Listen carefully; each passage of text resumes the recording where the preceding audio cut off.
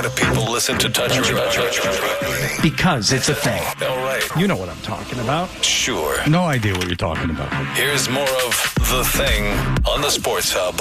Yesterday, Bertrand let us know that he was going to be running late, which meant Scott was going to be running late. I guess it was very, very, very, very difficult to get over here to Waltham, which can happen especially on, in the middle of the week when people seem to go to work.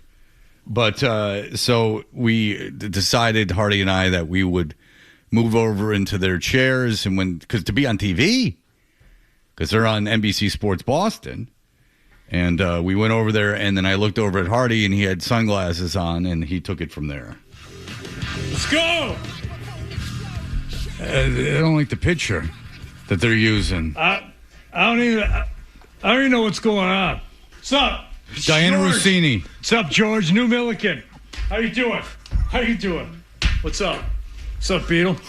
How you doing? Nice shirt. Where'd you get that? Dumb shirt store? You're just not... So this is what we're doing today. Yeah. You're just not going to focus. Yeah. Okay. All right. Why don't you focus on this, nerd? Big day for Vrabel and Rossini. Big day for food. We're going to get some food. What do you got? What's up? Bone? So anyway, Mike Vrabel, head coach of the New England Patriots, and Chicken Diana bone. Rossini I love chicken. have more Did pictures chicken of- last night.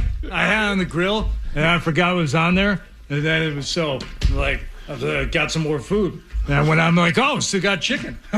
So all right. more pictures have now expanding the 6 years of their relationship have now come out. Yeah. Girls, we syndicated. Look, this whole thing is just, I don't know.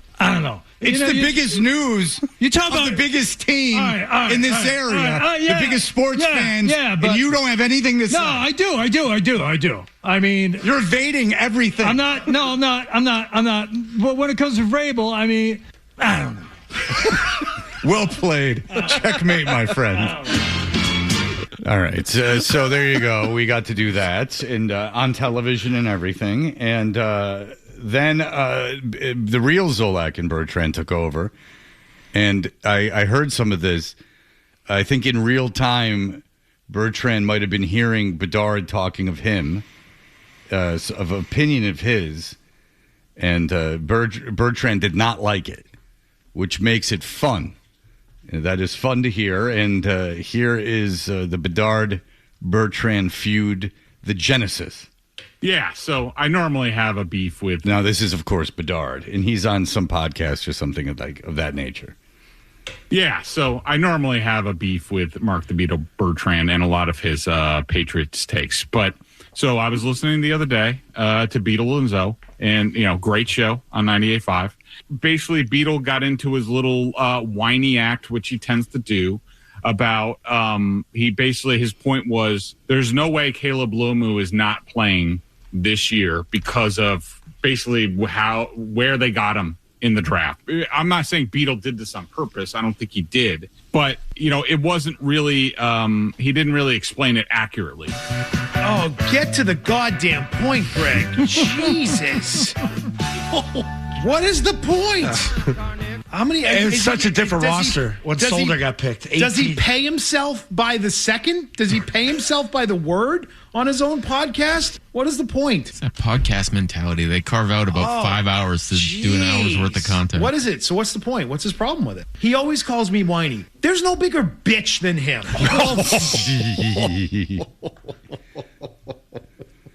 And we're off. Here we go. He did not like that. No. Okay, let's just call this for what it is. There's like this undercurrent beef with me and Greg for some reason over the years. I mean, if I really want to get into it, really want to talk about it. Years ago, I told him something and I said, don't repeat this. And I'm only telling you because I think you should save yourself from some embarrassment. But it didn't come from me, and I want to tell you this because I liked Greg, and we worked together on postgame. And what does he do? He opens his mouth and he blabs in the first 5 minutes, and Zoe was mad at me, and we got into it, and it was resolved in a day. We moved on from that pretty quickly. But I was like, dude, as a friend, here's the thing. Be careful what you say around certain people. Be careful. And I was pissed about it, and I don't know, he hasn't really liked me since, but I don't care. I wasn't in the wrong. Whatever. Remember when Greg came in here like a month ago and was crying to Felger and Mazz that he didn't want to talk about Rossini and Vrabel? Remember that? Remember how stupid that looked? That looks pretty stupid now, huh? That became a story. You should have put it on your website, Greg. You'd actually get some traffic there. You'd be doing pretty well. Yeah, he's attacking everything. He's attacking his business. Yeah, he's not happy with him at all. Flame on. Yes. Here we go. He doesn't like it. Yeah. Doesn't like what Greg had to say about him. Did you know they don't get along? No. No clue. But it's good because I don't think Bertrand had heard the audio before they came on the air. Yeah. And so he didn't have time to parse out what he was going to say. So he's just letting it fly. Like it made him actually angry. That's the key.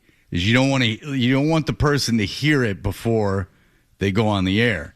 Because when you play it from the first time, they don't have time to, with time, you can massage things in your brain and then you kind of calm down. But if you hear it right fresh, you come out pissed. And you get a nice, genuine reaction to it where you attack a guy's credibility, his ability to keep information secret, and his business. I like that. Keep this going. There's more. Yeah.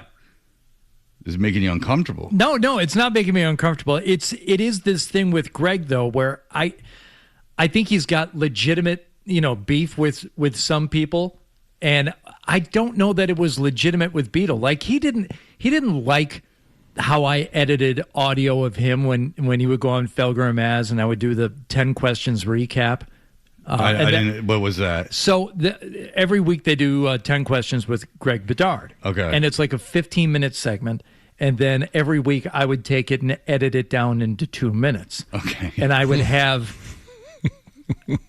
it's like it got to be boilerplate after a while. Can you find one? Yeah. Because I would like to hear it. Yeah, I'll find one. Okay. And he's like, you're making me sound stupid. I didn't say that. I'm like, that's this bit. There's a wacky music bed in the background. Yes, of course. It's all, parody. It's all satire. You should have gone, wait a second.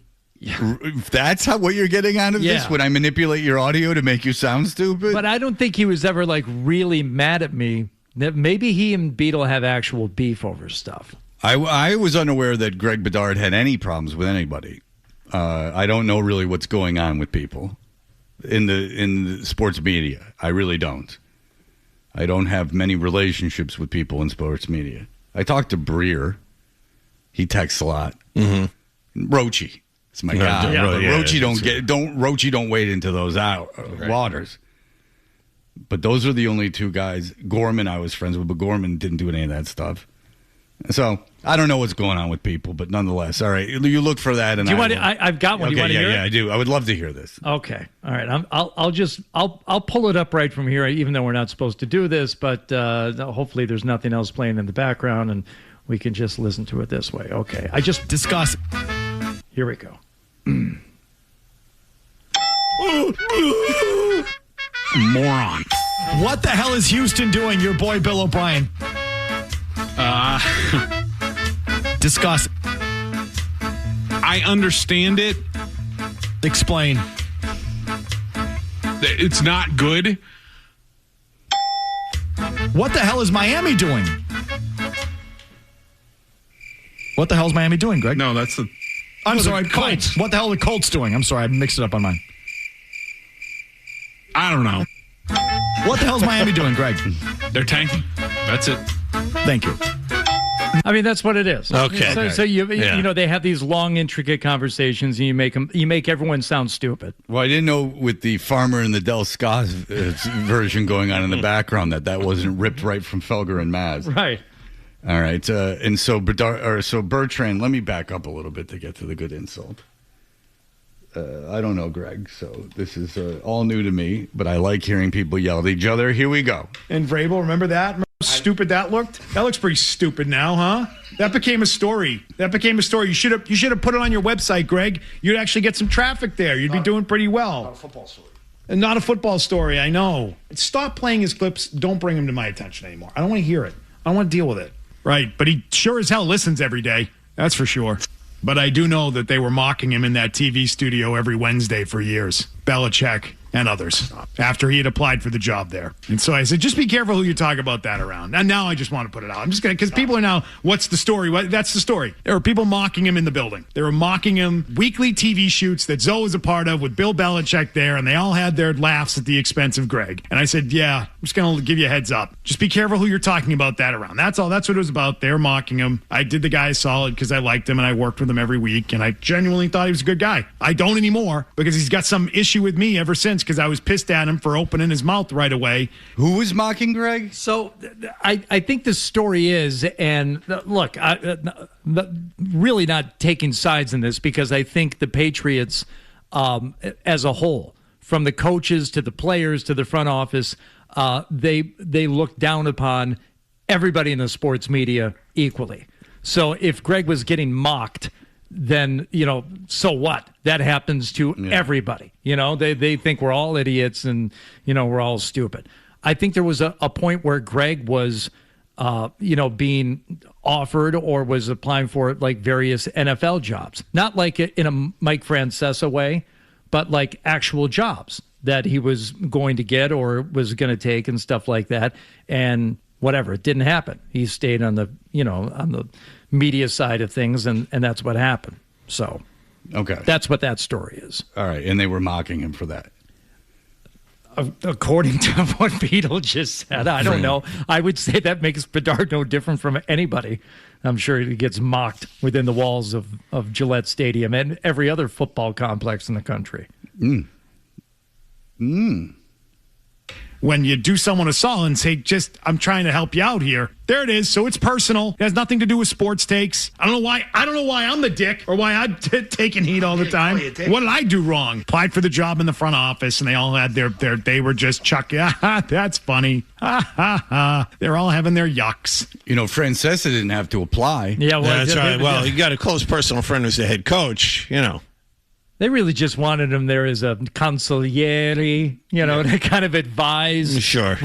Not just to practice real time during games, stuff like that. So when Francesa was on WFAN, he did afternoons, there by himself and with Mike and the Mad Dog, and he was really good friends with Parcells. They were into racing horses and stuff.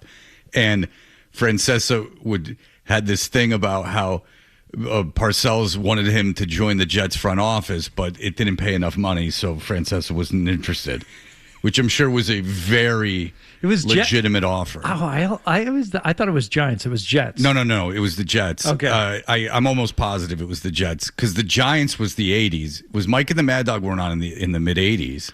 No. It's certainly not enough. I think that because Francesa started off on CBS doing college basketball. And he was like the knowledgeable guy, right? Like, so he was the expert that they would call in about statistics and stuff. I know a little bit about his career. And and he went to WFAN from there. 89. Yeah, so not when they the started. Yeah. And it wouldn't have right away gone like, hey, take the job. I think when Parcells was the Jets coach is when they got Yeah, because he talked about his relationship with Parcells. Well, Trenny reached out and said I could be friends with her. So I got that going for me. Good. So now I have 4 friends that are in actual sports media. So that's good to know. Always need more, But I don't want any, and Trenny won't backbite me. I don't want any backbiting. I don't need this Bertrand and Bedard thing happening. I hope those two work it out. I like when Bedard does Felger and Mazz. I like it. And I like it in the fact that he reminds me of the lady on the Marx Brothers that you just rile them all up and poke them. And then he doesn't take it well. So you just got a guy that you can and they know what they're doing. For a moment, I thought that was going to be completely complimentary of Bedard until you compared him to the lady on the Marx Brothers. Yeah, but I'm complimenting the segment. Yeah. No, he doesn't suffer in his mind fools, and I think that it's a great dynamic, and Felger and Mazz are really good. In fact, that's my favorite segment on Felger and Mazz. Go down. You're not alone. Go down to Laus' office when he's in there with his big charts and screens and stuff, and he's looking at the most downloaded moments of podcasts. And when Bedard is on with Felger and Mazz, that is consistently one of the most popular segments on this station. Well, I don't like that that's happening. Well, it's not, They're in an office breaking down statistics. I don't need any of that. well, what they won't tell you is that everything from this show does better than everything on every other show. Oh, they've told me that several times. Yeah. It's a big podcast favorite. All right. Well, I don't like that. I don't want anyone else's achievements being recognized around here. All right. Can we at least agree on that? We're all aware. Unless it's good, then I don't want. If it's good, I don't want anyone talking about it. If it's bad, by all means, go. If you could take back saying that you enjoyed the segment with Greg Bedard and Felger and Mazz, even saying that much and putting it out in the ether, would you take that back? No, maybe me saying it makes people think it sucks. Oh, there you go. Yeah, good. Because, people don't like me. Yeah. That's why we don't have a segment that's super downloaded. All right. Well, look, the media landscape's changing, and you got to roll with it. All right. Well, I like that. Well, congratulations to Bedard and Bertrand. And Bertrand is the best. I love that he reacted to that in a legitimate way. All right. So with the Patriots, the A.J. Brown thing is the big story going on now. It seems like a fait accompli, but now Kansas City has got problems with their receiving room with jail and all, and knee surgeries before they go into jail. So could they be interested in A.J. Brown? So we want a Philadelphia perspective. If the Patriots indeed have this deal done, and we'll ask him if they do, what are they getting in A.J. Brown from a guy who has covered him for several years? So we're going to have Jon Marks from Philadelphia on, and we'll talk to him about what's going on with the A.J. Brown situation in just a moment. You've been aggravated since we turned the mics on. I don't know what it is. I don't have time to think about that right now. Roger and Hardy. It's ridiculous. The Sports Hub. Well, it now feels like the closer we get to June 1st, the more A.J. Brown chatter is starting to pick up. I will remain in the camp that we've been in for the last 6-7 weeks. I still think that the New England Patriots are going away the lead contender to land A.J. Brown this offseason.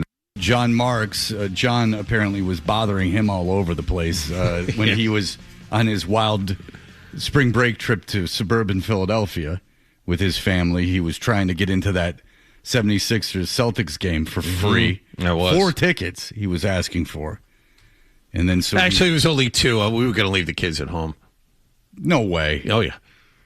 Are you serious? Well, here's the thing, and John can back me up on this. Tickets were real hard to get after the Sixers started winning games. So I'm like, whatever you can get is fine. If you can get 2, we'll do 2, that kind of thing. And you were going to leave the kids? And with my grandmother, my mother-in-law. So you were going to say, see you later, I made you go to your grandparents' house during spring break, and now that we're going to actually do something They fun. would have gone and seen their cousins. It wouldn't have been like stuck at home with their grandmother. They would have been at their cousin's house. Right, and they're sports fans. Yes. Right. So you would have said, here's the one fun thing that I'm doing, and you can't come. No, they love seeing their cousins. Maybe, I don't doubt that, but you said They think that's incredible amounts of fun. Yes, I'm sure for 5 days that's what they wanted to do over spring break. Well, John did you a favor. Maybe Jon Marks, just for the sake of your family, just denied you those tickets. But he does middays at the Fanatic in Philadelphia. And John, hello. Thank you for joining us. Freddie T. He actually asked for 2 or 4. Yeah. Yes. Well, I'll give you 4. How about that? And then, 2 in leaving the kids at home. That sounds like just almost cruel. Mm-hmm. No. It's like eating a big steak in front of a starving child. Anything to get into the game, John. Anything. All right. Well, listen, you didn't go because you got no money. But Jon Marks. All right. So, John, first of all, is it a done deal? What are you hearing in Philadelphia about A.J. Brown coming to the Patriots? Yeah, I would have bet that there was some type of a deal that was at least like agreed to in principle. I don't know if it was like a handshake deal or anything like that, but what you've heard over the last couple of days is maybe not so much. I heard what you played from Schefter there, and I agree. I still expect him to go to the Patriots because the reality is any team could have engaged the Eagles in trade talks over the course of the entire offseason. And now that we're approaching the June 1st date that we've been waiting weeks and months for, now teams are going to get interested? I mean, maybe. But then Howie Roseman, the Eagles GM, wouldn't it look like that then he kind of turned his back on the Patriots and they had a deal? So I don't necessarily know if a deal is set in stone, but like Schefter said, I'd be really surprised if he's not a Patriot coming up in a week or 2. Yeah, I just don't know what's the motivation to do the handshake deal when so many things happen in the offseason. You look at what happened in Kansas City, You got guys going to jail, receivers going to jail. People get hurt. What's the motivation to get it done so quickly? Well, so that if you remember, the Eagles and the Rams, I guess, were engaging in trade discussions early in the offseason, and the Rams wanted to get things done then because Before they the draft. wanted to figure it out. They would have had to trade Devontae Adams if they were going to bring A.J. Brown in. And when the Eagles kind of were like, well, you're not giving us what we want, we're just going to wait till that June 1st date, they said, no, we're not going to do that. So I guess the motivation for the Eagles to say, hey, we want to make sure we get this done, at least in principle, is they have to set up their season. They drafted a wide receiver in the first round. So if they weren't confident A.J. Brown was going somewhere or had a destination, you're not using a first-round draft pick on a receiver, and you have Devontae Smith, and they signed Hollywood Brown, and they traded for this Green Bay receiver, and they're paying him $12 million in 2027, and they gave up a mid-round selection. So there's really no place for A.J. Brown to go. So if you don't have a deal, the leverage slips a little bit to the Patriots where they say, okay, well, you bring A.J. Brown back, then we're not giving you a first-round pick. Okay, and so you think it will be for a first-round pick? Everything that you're hearing is a 2028 first-round pick. Here's what I think happens because Howie Roseman wants the first-round pick because Jalen Waddle got traded for a first and a third. If Howie gets anything a lot less for that, he's going to look like he didn't do his job. So I think you get a first, but you're also maybe giving up a third, and then you get a fourth back in return, maybe a player. But when it's all said and done, that the shiny object, I think, is going to be a 2028 first-round pick. Is it a 28 because next year is perceived to be so valuable that the Patriots wouldn't part with it, or is there something else regarding this type of trade where it couldn't be next year's? Yeah, Hardy, you've seen where the Patriots are saying, like, we don't want to give up next year's pick because it actually might be a decent pick depending on how much you regress as a team. I don't expect the Patriots to go back to the Super Bowl next year. We'll see. But 20. Yeah, you'll see. Good luck with that. We're picking Philly 32nd next year, bud. Yeah, good luck with that, Philly boy. Well, and we'll talk about that in a second with why the Patriots should get AJ. But I think 2028 is the Eagles saying we want a first round pick. If you're saying no to 2026 and you're saying we don't really want to trade 2027, what do you care about 2028? That's a couple years away. You're trying to win a Super Bowl between now and then. So I just think it's easier to give up the pick a couple years in advance. All right. So what are they getting with A.J. Brown? Yes. You get a true number one receiver that certainly with his knee and this wasn't out a lot in the public, and I listened to your show, so I've heard Burt Breer talk about this a bunch of times. The knee's a real thing. The thing about it is, though, AJ's a real pro. He's not out partying or doing anything like that. So he's constantly managing and taking care of this knee. But the reality is that, as he's getting towards 30, the knee isn't better. It's only going to get worse. But his game isn't built on speed. His game is built on being physical and powerful and all those things. So he's not a 4.3 40 runner. He's not going to be doing that. But he's a physical, over the middle, going to catch the ball, a tireless worker. Teammates love him. Really, he's been in Philadelphia for 4 years. They give up a first and a third round draft pick to get him. And I would do that trade all over again. And I'd give up more to get A.J. Brown. He's a true number one receiver. And when I look at the Patriots and what they need more talent. And this ups the level of talent on offense for Drake May this year. I'm wondering, off the field, you say his teammates love him. I couldn't help but read this whole A.J. Brown, Jalen Hurts wedding story. What's the deal with that? I keep reading that none of his teammates showed up to his wedding. Is any of this true? Yeah, TMZ was wrong. They're still reeling from Diana Rossini's story, missing out on that. Saquon Barkley was there. Devontae Smith was there. Some other Eagles were there. But A.J. Brown was not there. I mean, Wallach, it should be the least surprising thing. He's being asked to be traded from the Eagles in large part because of his relationship with Jalen Hurts. I didn't expect him to be at the wedding. As far as A.J. Brown off the field, especially in today's media society where everybody has unnamed sources and throwing stuff against the wall and we have insiders all over the place just making stuff up, you Google it. Look for one story that has anybody on or off the record saying anything bad about A.J. Brown. And I know people inside the Eagles organization. I know beat reporters that don't necessarily say this on the record. No one says anything about A.J. Brown. He is beloved by the front office, by the owner, by the coaching staff, by his teammates, and quietly, there's a lot of eye rolling when it comes to Jalen Hurts. They understand why A.J.'s not happy and wants out of here. All right, so John, you described him earlier when Fred asked you what would the Patriots be getting? Yeah, a number one receiver, certainly for the Patriots, he'd be a number one. I still think about A.J. Brown from a few years ago. So in terms of like where he would rank as a receiver right now in the league, is he a number one on 2/3 of the teams right now? Where does he rank in terms of a number one overall? Well, Hardy, you're looking at what he did the last 2 years, which wasn't impressive as what he did his first 2 years in Philadelphia. It was 1,400 yards first 2 years. Last year, barely 1,000. Year before that, just over 1,000. So, yeah, he's regressed. Probably top 15. But again, you're looking at it from the rearview mirror of what he did the last 2 years. I strongly believe A.J. Brown coming to New England. Last year, he wasn't mad. He was indifferent. So he was just kind of going through the motions in a lot of games, which was a problem. But he was just unplugged. He was trying to get through the season. With Drake May, with a new environment, with presumably Vrabel as the head coach, I think you're going to see A.J. Brown 1,200 yards, 1,300 yards, double-digit touchdowns, a real presence on offense. That's also going to raise the level of all the other receivers, too. He takes a lot of attention. It'll help the running game. He's a blocker for running. Like he's a complete wide receiver, and I think with the benefit of leaving Philly and going to the Patriots, you're going to kind of see a new and invigorated A.J. Brown. Okay, so you said that the front office and people around the Eagles roll their eyes at Jalen Hurts. What's the deal with him? He's just, I think, a difficult guy to deal with, and everybody respects him because he's a winner. He's been to 2 Super Bowls. He outplayed Pat Mahomes in 2 Super Bowls. He's a Super Bowl MVP. He also looks like a very mediocre quarterback throwing the ball a lot of the other times. So when you look at the Eagles offense, what they've done up until this year is they've said, we're going to run the Jalen Hurts offense, which is essentially a college offense. Kellen Moore came in, who has his own offense and was a bona fide offensive coordinator. He was running the same dumb plays that they were running last year with Jalen Hurts. Now they've brought in a new offensive coordinator. They're going to run a McVay-style offense. They're saying, like, hey, you got to learn to play the quarterback position. So there's the on-the-field stuff, which I think just frustrates a lot of the players off the field, because he also carries himself with this Jordan type.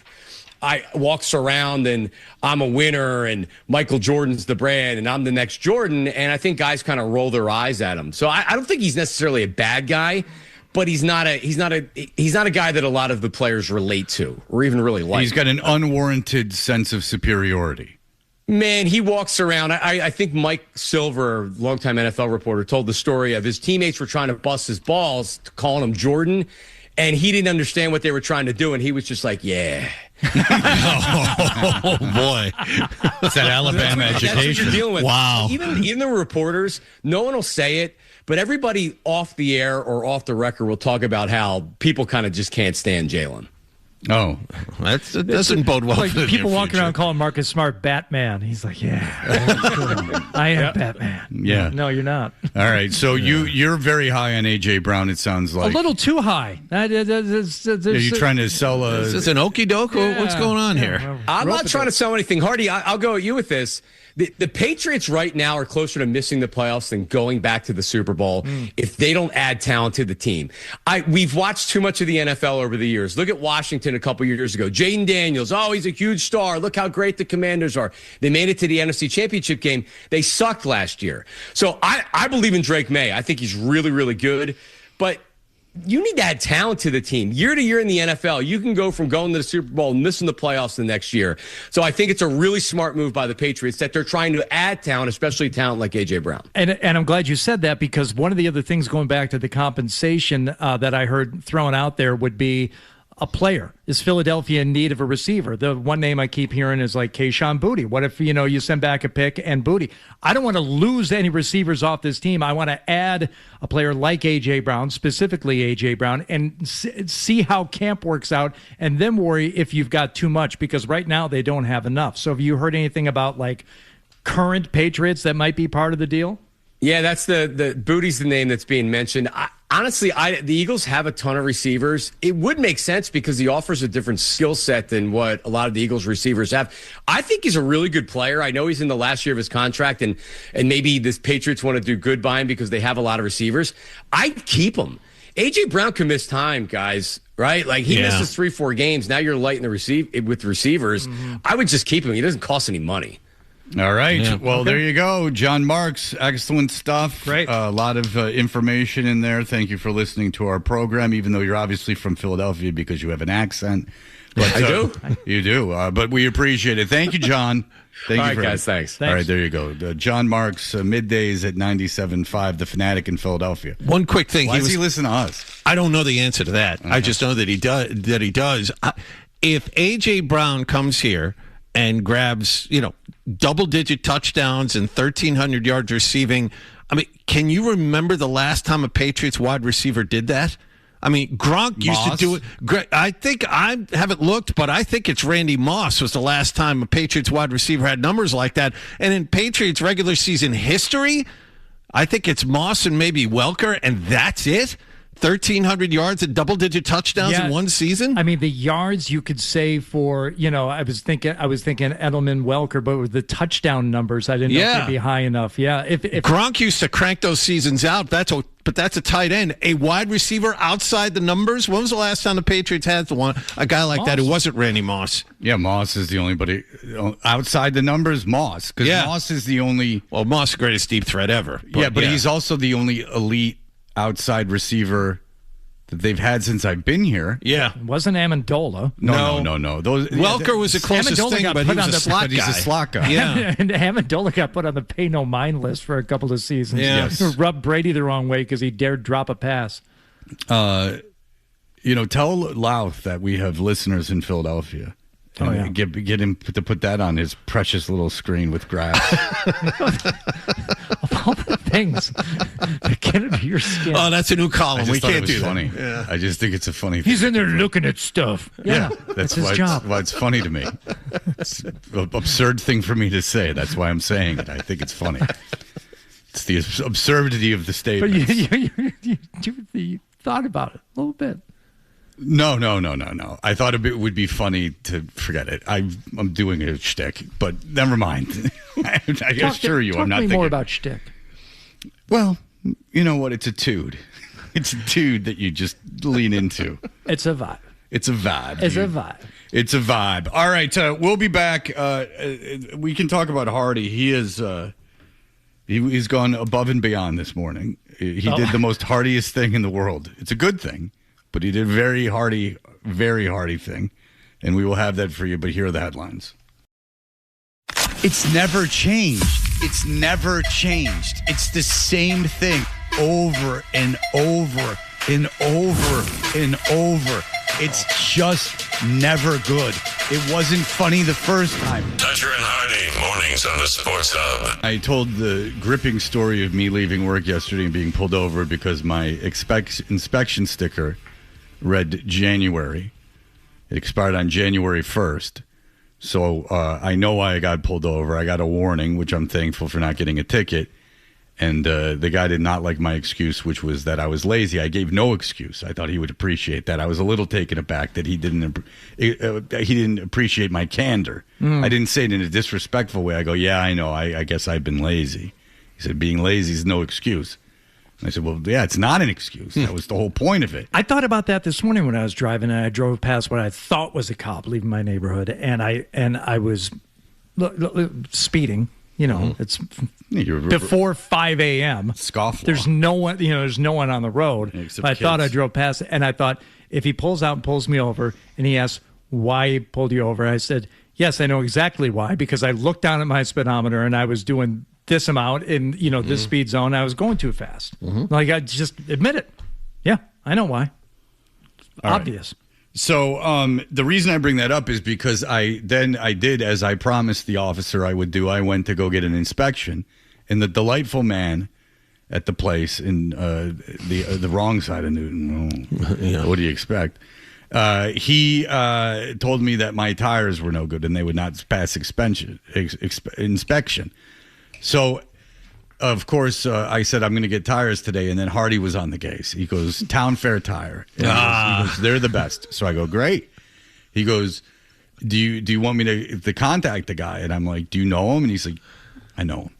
And I'm like, okay, yeah. Like, because just to make sure they have the tires in stock. Oh, yeah. Because I'm not angling for anything. It was really just so I could go there today and make sure they have the tires. He runs the one on Needham Street. So Hardy is on the case. So time passes, and he goes, I sent him the info he needed. He needed pictures. And I'm like, huh? And I'm like, and he's like, yeah. And he's like, yeah, I just went down to the parking lot and took pictures of your tires and sent them to him. He goes, I would have had you do it, but I know you wouldn't have done it right. No, wait a minute. Done it right? You're taking pictures of tires. What?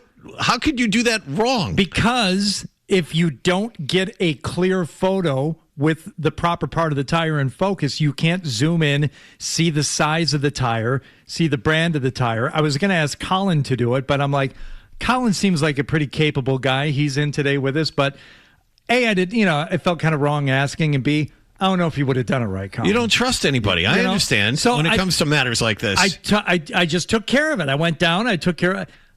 Believe it or not, I kind of like doing it. No. A little bit. And also, I'm serving penance to myself because you remember 2 days ago when we had the air conditioning issue going on. Yes. And I called 128 first thing in the morning. And then I leave work, go right to the golf course. I get a call while I'm on the golf course. Hey, Hardy, it's Mike from 128. I'm at your house. Is there anyone here? I said, oh, God, I got to go in. I was riding with a guy. I said, you got to take me into the clubhouse. He's like, why? I'm like, I got to get home. I got to get home this instant. So I'm on the phone with Mike, and I'm giving him the garage code. I'm like, you can go ahead and, go in and go. The dog, she's going to love you. Don't worry about it. I'll be there as soon as I can. I feel like I failed my duties that day. I feel like I failed Mike from 128 a little bit. Mm-hmm. I didn't want to make the listen. I got home in 18 minutes. Yeah, that's right? 18 minutes of him sitting around waiting. I know, for you. disappointing. Middle of the golf course, drove home. Yeah, well, you do your white collar. Seriously, you're on the golf course. I'm here, working. Yeah, immediately. It's my job. It's my livelihood. Delivered cold beverages so that he would have, something cool to drink. That's like when Elaine stopped for Goobers when the guy was in the hospital. No. Once I got home and I talked to him, then I collected the beverages, an assortment, and brought him up to him. But I still felt bad about that. I'm like, I am not going to put Chris from Town Fair Tire through the same thing this morning. So, come to find out, it's Chris's day off, and I'm texting him at 7 a.m. Oh, boy. But he's taking care of it. He's got your contact, who to ask for. When you go over into the location we've already discussed, they got him in stock. You're all set. That's a real friend right there. You're all set. That's great stuff. Well, I just want to be a little more buttoned up on this one than I was the other day. If he didn't enjoy it so damn much, then then maybe it would mean a little more to me. This is a win-win situation. He gets to kind of scratch that itch and help a friend at the same time. And lord it over me. Would he do that? Yeah. I don't think so. Do you Everything's honestly think I got would to do catch. that? Everything's Do you got to honestly catch. think I would do that? I don't know. That's a funny thing to stick in your head. All right. Speaking of golf. That's making fun of you. That's not holding a favor over your head. For the record, I landed on your side in this thing. Huh? I don't even. Yeah, who knows? All right, go ahead. What's going on? Speaking of golf, Hardy, what's going on? The foursomes for the 15th Who's Your Caddy Classic sold out. Man. Sold out in 2 minutes, Yeah, like they do. Yeah. It is Monday, June 8th at Brook Meadow Country Club in Canton, but there are 2 spots still available. We need a fourth for our group, for me, Fred, and Wallach. Felger, Mazz, and Big Jim, they need a fourth to round out their group. And, of course, the proceeds benefit Special Olympics Massachusetts. I will tell you what the current bidding prices are right now. 98.5 The Sports, in a moment. 98.5thesportshub.com/golf for details. Thank you to our friends at Catches Law, the Boston Bruins Foundation, the Patriots, Celtics, Red Sox, FootJoy, Yale Appliance, Pinned Golf, and Golfers Warehouse. Now, would you care to guess? And I'll give you a baseline. As of yesterday, I checked. The bidding to be the fourth in our group was right around $600. Mm-hmm. For Felger and Mazz, it was $650. Okay. That was yesterday afternoon. I checked it this morning. Would you care to guess where those bids currently stand? We are at 600. Felger and Mazz are at 10,000. John? I was going to say we're at about 800. Felger and Mazz are about 1,000. Fred Toucher, on the nose with Felger and Mazz, currently $10,000. Oh, Jesus. Oh, my God. Where are we? 1,625. 10,000. Well, you don't got no Nantucket friends. No kidding. Among the three of us. Wow. Nary a one. No. Well, you called it, Fred. You said this was what was going to happen. Fred, on the nose. $10,000 is the current bid to be the fourth with Felger and Mazz. Well, that's a lot of responsibility. We're going to congratulations. You win. Let's wave the white flag. We're done. No. You know me. I don't know if you noticed. I'm fine with that. A bit of a competitive streak. I don't need 10 grand. A bit of a competitive streak. So I will throw in, if you have any projects going on that you need some facilitating, maybe you need tires. While we're on the golf course that day, I'll make a couple of phone calls and see if I can get you a tire appointment. I'll throw that in. Okay. All right. And I mean, look out. Lord knows you can't do that on your own by calling Town Fair Tire. No, that's not why they advertise. I wasn't going to say anything. In fact, in the copy for the advertisement, it says call Hardy and let him know that you need help. $10,000. I appreciate it. Well, listen, congratulations, and that's awesome for Special Olympics Massachusetts. $10,000, they can have that. That's a lot. You best be on your toes, boys, because someone paid, unless Felger knows them, or Mazz or Jim, unlikely, knows them, then $10,000, you better be nice. I'll tell you that. I mean, then you got to, I mean, when does it stop? Look at that. 1,625 to join Fred, Hardy, and Wallach's team. To join Felger, Mazz, and Big Jim Murray's team, $10,000. Well, that's Kennedy money right there. But I will tell you this, is that like that doesn't end for them when the golf's over. I mean, that's the whole thing. $10,000. Wow. Give them a ride home. I mean, you got to start thinking about what else you're going to do for them. $10,000 isn't just about playing golf. Big Jim better bring all kinds of party favors. Well, maybe that's the deal. Maybe it's just, it's an elaborate tax write-off for drug buying. All right. We'll be back in just a moment. Pablo Torre, we beat him to the punch once. Pablo Torre's the best. He's won a Pulitzer and a Nobel Peace Prize. But we knew something before he did. We'll explain in just a moment.